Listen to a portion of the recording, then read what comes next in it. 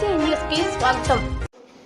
తను చేసిన పాపాలు, తన ప్రభుత్వ అక్రమాలు, అరాచకాలు, దౌర్జన్యాలు, దోపిడీకి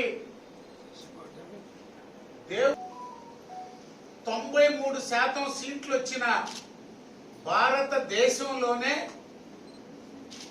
ఏ ఎన్నికల్లో ఏ రాష్ట్రంలో ఒక్కసారి తమిళనాడు లేదో వచ్చినట్టుంది. 93% సీట్లు వచ్చిన ప్రభుత్వాన్ని నెల రోజుల్లో రద్దు చేయాలంట. అసలు ముఖ్యమంత్రి గారు ఇంకా లెక్కలు చూసుకునేదానికే చంద్రబాబు నాయుడు గారికి, ఆయన సుదీర్ఘ కాలం ముఖ్యమంత్రిగా ఉమ్మడి రాష్ట్రానికి, విభజిత ఆంధ్రప్రదేశ్కి 5 సంవత్సరాలు ముఖ్యమంత్రి ఉన్నా ఒక కొత్త నాయకుడిగా ప్రభుత్వంలోకి మొదటిసారి వచ్చినట్టుగా ఉంది మా పరిస్థితి.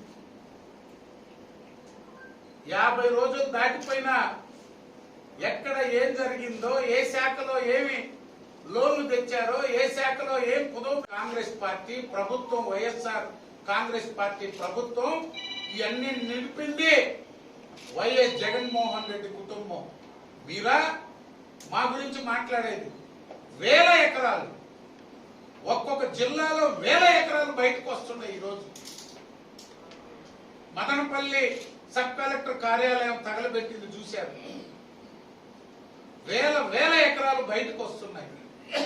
ఇవన్నీ పక్కదారి పట్టించేందుకే ప్రభుత్వంపై ఆరోపణలు. మళ్ళీ పాత స్కీమ్ నే మొదలు పెట్టారు. ప్రభుత్వం మీద దాడులు అయిపోయినాయి.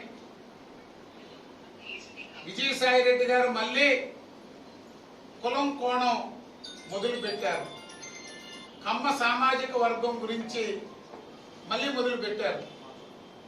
5 సంవత్సరాలు ఈ రాష్ట్రంలో కమ్మ కులం గురించి, కమ్మ వ్యాపారస్తుల గురించి, పారిశ్రామికవేత్తల గురించి, కమ్మ ఆఫీసర్ల గురించి నీచంగా మాట్లాడారు, వేధించారు. ఆఖరాకి నాయకులు వెంకయ్య నాయుడు గారి దగ్గర నుంచి, రామోజీరావు గారి దగ్గర నుంచి, చంద్రబాబు నాయుడు గారి కుటుంబం